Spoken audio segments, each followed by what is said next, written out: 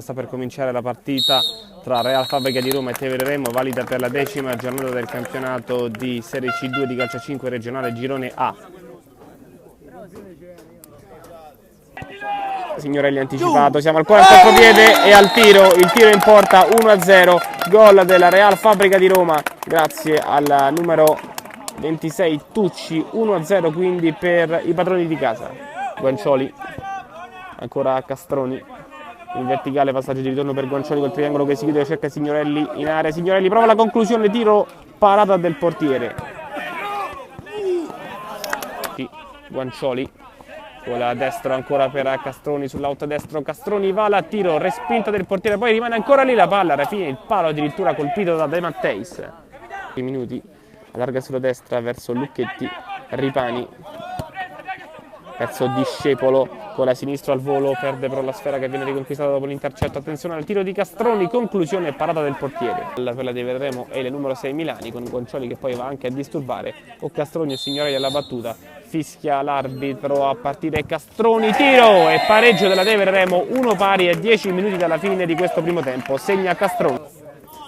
Signorelli alla battuta, fischia l'arbitro contro il portiere. Signorelli, conclusione, gol, vantaggio della Tevere Remo che rimonta il gol iniziale 2-1 a 7 dalla fine di questo primo tempo. Rimessa laterale sulla destra per la Tevere Remo, attenzione alla palla in mezzo con De Matteis che si gira, prova la conclusione e va al gol. De Matteis, 3-1, la Tevere Remo dopo la rimonta cerca anche di costruire un buon vantaggio per la continuazione del secondo tempo. 3-1 siglato da De Matteis. Tiro libero per gli ospiti con Signorelli sulla sfera. Attendiamo il fischio del direttore di gara. Fischia l'arbitro, parte Signorelli col destro. Signorelli, conclusione alta sulla traversa. Basili. Discepolo.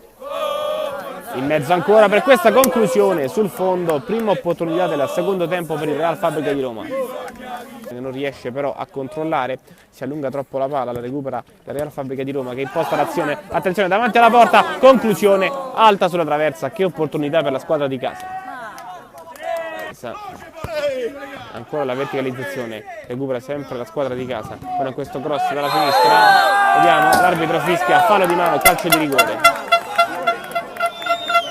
Basili con la sinistra contro Lucarelli, fischia l'arbitro, parte il numero 11, conclusione, non para Lucarelli, gol 3-2 nonostante il tentativo di poterla trattenere.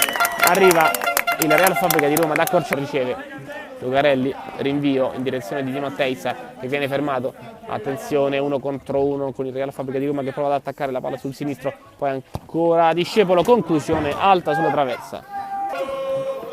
Basili contro Castroni che gli dava la palla, attenzione al contropiede con Masci che viene atterrato, calcio di punizione dalla 3/4 campo, anzi da poco più avanti del centrocampo per la Tevere Remo che avrà ancora la possibilità, anzi no, è tiro libero, un altro tiro libero per la Tevere Remo.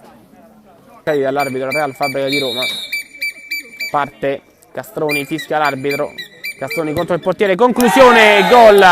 4-2, Castroni, doppietta per lui, la Tevere Remo cerca di allungare. Attenzione a questa palla persa ancora dalla Tevere Remo, poi c'è un fallo commesso dalla squadra ospite sui giocatori del Real Fabbrica di Roma, c'è un fallo e c'è un tiro libero. Vedremo chi calcerà. Lucarelli chiamato alla parata, fischia l'arbitro, parte Dimitri, conclusione col destro! Gol del Real Fabbrica di Roma che accorcia le distanze e si porta sul 4-3 a 1 minuto dalla fine. La palla finisce sul fondo, fischia l'arbitro, termina qui la partita 4-3 per la Tevere Remo sulla Real Fabbrica di Roma.